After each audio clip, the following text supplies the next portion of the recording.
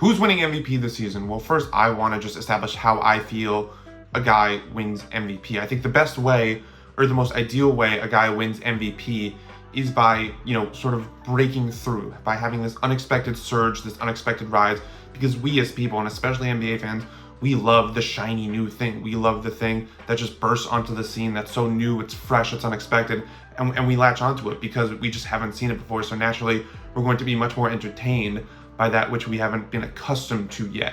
And I think that's a great way. It's not the foolproof system to win MVP. I mean, last year is a perfect example. Nikola Jokic won his third MVP in 4 seasons by doing largely just like what he does. There was no real elevation to his game or to Denver in the standings.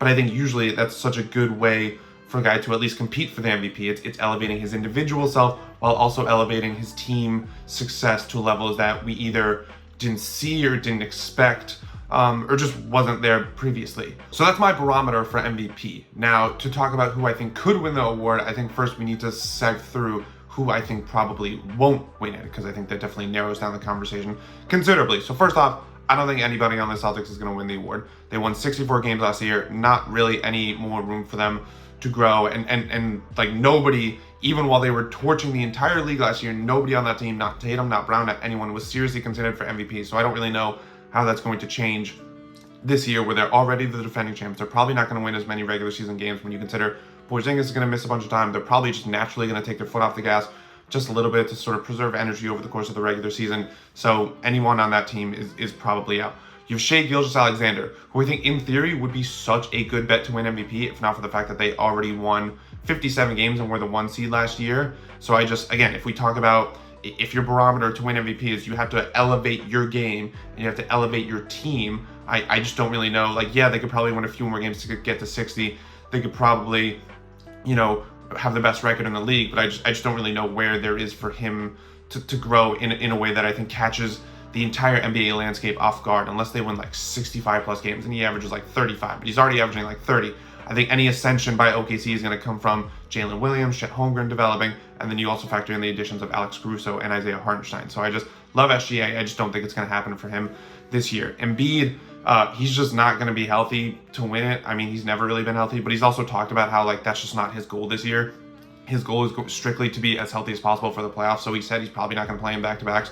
So I don't know if he's even going to reach, the 60 game or 66 game requirement to even be eligible for the MVP award. So that eliminates him. Jokic definitely could. It sounds crazy to say, are we really going to give him his 4th MVP in 5 years? He would totally deserve it. And he totally could. I mean, I know Denver was the 2 seed, but they had the same record as OKC for the 1 spot. So they were right there. And if Jokic can keep Denver afloat amid the loss of KCP, Murray's knee issue, I think, is still there a little bit, which Jokic definitely could, because he's just a one-man offensive engine. It definitely wouldn't surprise me to see him win his 4th MVP, but I do think voters are naturally always looking for who's new that we can give it to? Then again, you might have thought the same last year when he won it, so I don't fully know. Then there's Anthony Edwards. Edwards is sort of an interesting case because the Wolves have already had that ascension last year, where they were, it's funny to say that, they were the 3 seed when kind of like Denver, they were 1 game out from the top spot. So they were right there. So they sort of already made that leap last year, as did Edwards, but I still think there is room for Anthony Edwards to grow individually. I could see a scenario where he averages 30 plus points and just drags Minnesota to the clear-cut number 1 seed, and everyone already loves him already, and with the persona and the personality and all that stuff. So I could definitely see a scenario, and I also think the NBA would love to sort of try and anoint him the new USA face of the NBA. But I think my big issue with him winning MVP is, I don't know what kind of leap he's going to take. I know he's going to take another step, but is it going to be a leap? And I also think Minnesota's probably going to be a bit worse, if not worse than they're just going to have some growing pains integrating Julius Randle after trading him this past, what was it, 2 weeks ago now? I think there's going to be some growing pains, just naturally anytime you make that big of a swap with Karl Anthony Towns. And I also think Randle, he's just a different play style. He's not as good of a shooter. So it's going to take some time to adjust. And even if it does at all, even if it works at all, it's going to take some time. And I think that's going to affect Minnesota in the standings. So all those guys, I think for one reason or another are out. So now I have 3 guys who I think are legitimate contenders for the MVP award. First up, you have Giannis Antetokounmpo, which kind of feels like it's a hypocritical statement on everything I just said, where, you know, winning MVP is about ascending and it's about breaking through in unexpected ways. Giannis is obviously already a 2-time MVP, Finals MVP, Defensive Player of the Year award, like regularly regarded as one of the best players in the NBA. So like, how could he burst onto the scene? The reason why I have him here though is like, I think he's sort of become underrated, or we've started to like take him for granted when you consider how much of a mess last season was for the Bucks. When you consider that he's missed most of the last 2 playoffs because of injury, like I just think he's sort of like fallen through the cracks of, you know, the superstar conversation, even though he's still good for 30, 12, and 5. And so I could totally see a scenario where, I mean, look, I doubt at his age, like he crossed the 30-year barrier, and I think, you know, him not having been healthy the last 2 playoffs, I don't think him, you know, going all out trying to win a regular season MVP is the goal for him. But I could totally see a scenario where he's just like, oh, you all forgot how good I am?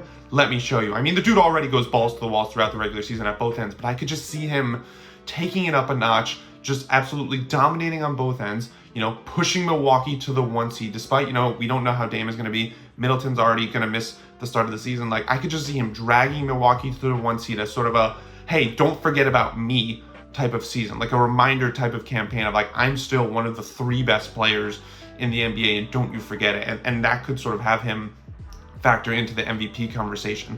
Number 2 is Jalen Brunson, because you want to talk about momentum a dude has for a particular award. I mean, this guy ascended to borderline superstardom last year in the playoffs, carrying the Knicks through all those injuries and just playing like like he literally was playing like a superstar. I don't think that's a controversial hot take to say. You know, the Knicks obviously playing the biggest media market in the world, so he's got that going for him. And if you assume that his teammates are healthy, you know, think about all the injuries they had last year and they still won 50 games. If you obviously whole bunch of, you know, new characters in town, but if you assume relative health from this team, which I mean is all I can really do, and you factor in how hard Tom Thibodeau led teams go throughout the regular season, where they're not going to take their foot off the gas at all, I could totally see a scenario where Brunson in like another step, right? Where like each season with the Knicks, it's been one step after another. It's been, you know, stepping into, oh, this dude is actually like really good. Then it's all-star, all-NBA. Now can he like take that next step to MVP level status? I could totally see him leading the charge to a Knicks team that, because they play so hard every night, you know, either comes close or usurps 60 wins. And when you factor in all the hype and the media market and the global brand that is the Knicks, like I could definitely see him having a legitimate case for MVP come season's end.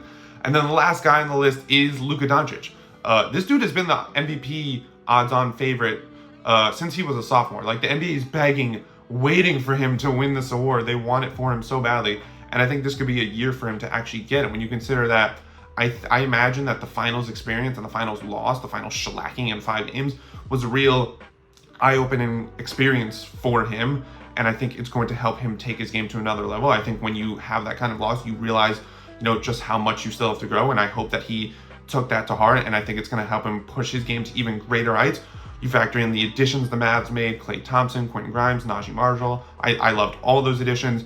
You factor in that last season's mid-season's additions like PJ Washington and Daniel Gafford, they're going to be further integrated with the full training camp. You know, Derek Lively's probably going to take a step forward. It would not surprise me to see Luka push the Mavs to a top seed, you know, just like man on a mission type stuff. Like, oh, I see, like there's levels to greatness and I'm about to show you that I am truly on that next level, that I can be the best player on a championship caliber team level. And I think that could translate to regular season success.